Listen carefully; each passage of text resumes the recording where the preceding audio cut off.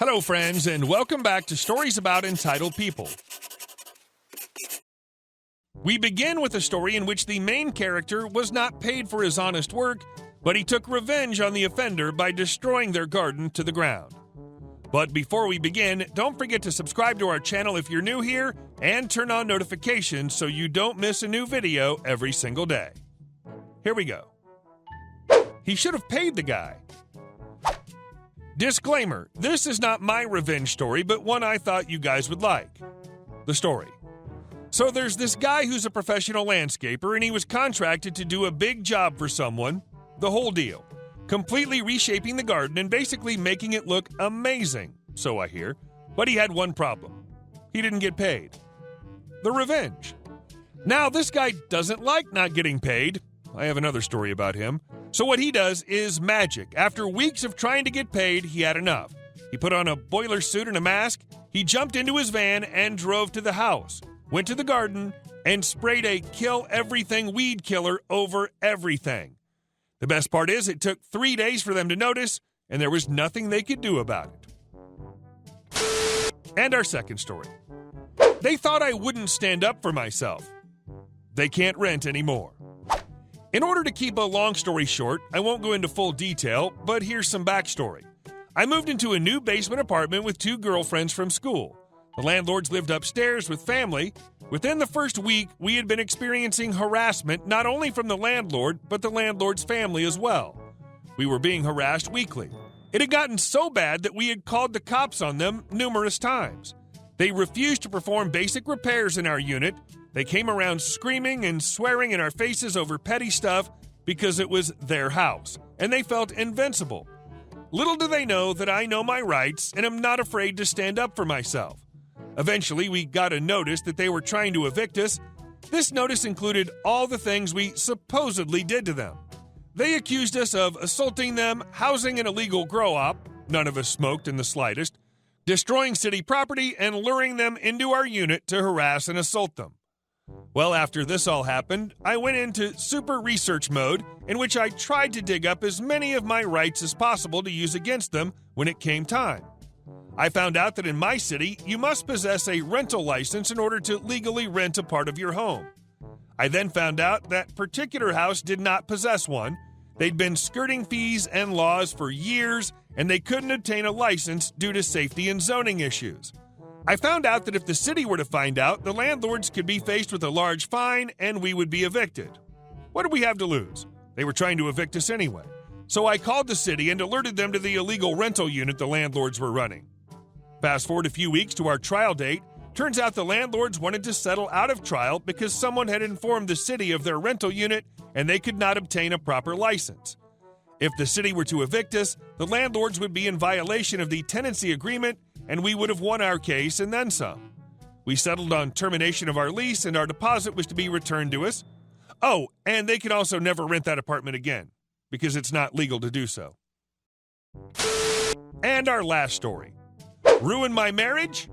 I'll take you both down. Background. In 2006, I was 25 and married a woman 13 years older than me and became a stepdad to a 15-year-old girl. I always considered myself a level-headed person, kept my cool, and went with the flow. That was until my marriage fell apart. Cast. Me, Alma, former wife, Marina, stepdaughter, Carl, stepdaughter's biological father, Karen, BF's ex-wife. So it's the summer of 2009, Alma and I have 3 years in, and Marina just graduated high school. Alma tells me that Marina has been asking about her biological father. Alma says that she wants to write to an old address she had for him and see if he would be interested in getting to know his daughter. I was fine with it, as I believe that Marina had every right to try and get to know her father.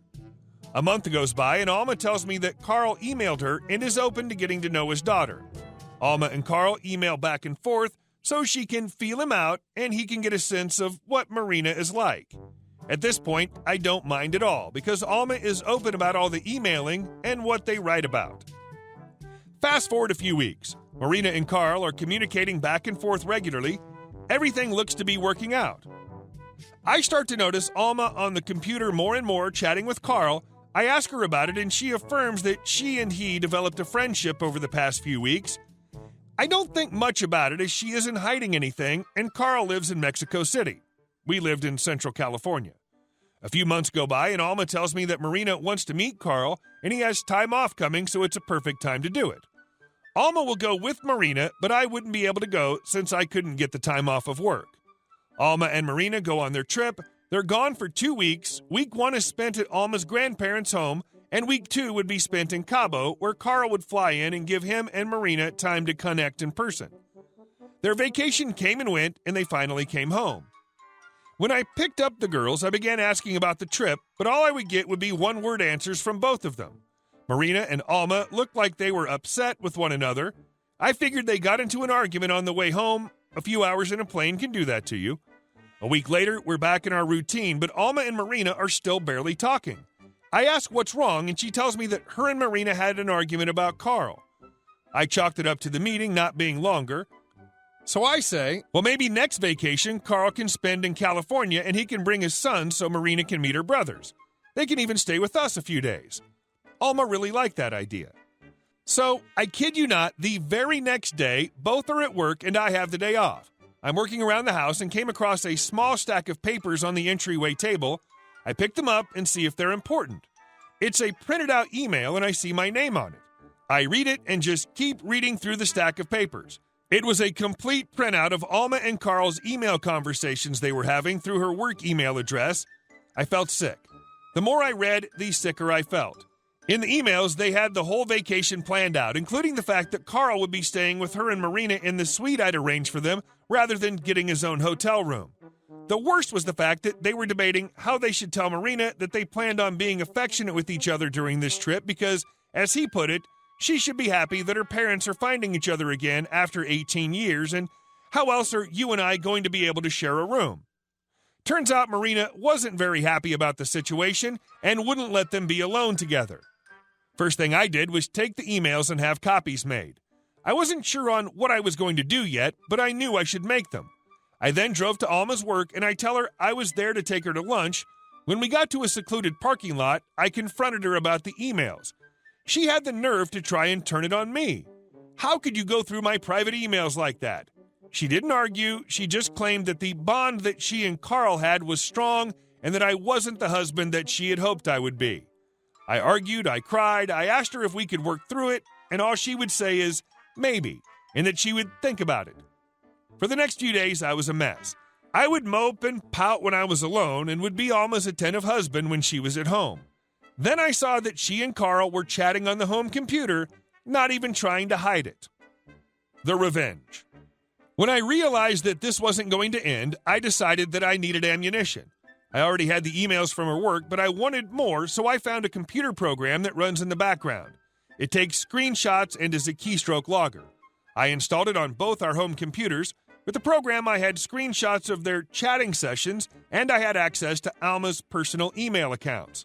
I found every last bit of correspondence and printed it out. At first, I thought I would take the emails to a lawyer that could use it for my divorce, but then I found out California was a no-fault state, so it wouldn't matter. So I came up with a plan B. I took everything I had collected and began going through it. I arranged it in chronological order and began writing down every bit of information that I thought I could use. Every break at work, I would just read, highlight, and write down information. I ended up with 2 notebooks full of random info: where Carl worked, where his father's home was, phrases Carl would use. Phase 2 was the fun part. I went to a popular search engine that would also provide you with a free email address. I found the link to the Mexican version and created an email address for a fake woman. Let's call her Miss Sandoval. Miss Sandoval emails Alma and tells her that she was Carl's live-in girlfriend until a few weeks prior, and she'd been debating whether or not to email and warn her about Carl and his anger. Miss Sandoval wrote about the relationship and things that they would do, like his favorite vacation spots, how he cared for his boys, all the pet names he would call her. Everything written would come from one of the emails or chats they would have. Then Miss Sandoval wrote about how he would become verbally abusive and how it started around the same time that Alma and Carl's relationship changed. Emails went back and forth for a week, and in one email, I included pictures of a battered woman I found online. As this interaction is going on, I'm still keeping tabs on their conversations, and their tones have changed.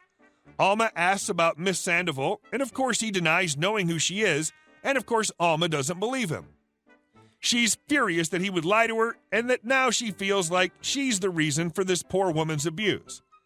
In the end, Alma breaks things off with him, and she even shares the email from Miss Sandoval with Marina and convinces her that her father is a terrible person and she shouldn't have any more contact with him.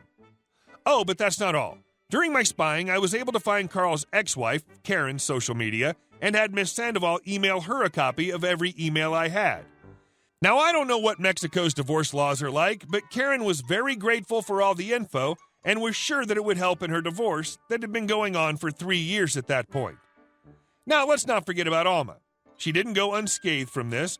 When her relationship with Carl tanked, she naturally tried fixing things with me, and me, so satisfied that I torpedoed their relationship, was more than happy to accept her attention. Don't get me wrong, our marriage was over. I was just leading her to think that we were working things out. On the day that I left, the first eviction notice arrived from the bank. Apparently, the ordeal made me forget to pay the mortgage on our house, and her job received an email from me with copies of her and Carl's inappropriate emails made using the company email address and showing it was on company time. It was worth the hit to my credit score just to get her frantic voice messages about losing the house and her getting demoted at work. Hey guys, thank you all for watching the video. I'll see you in the next one.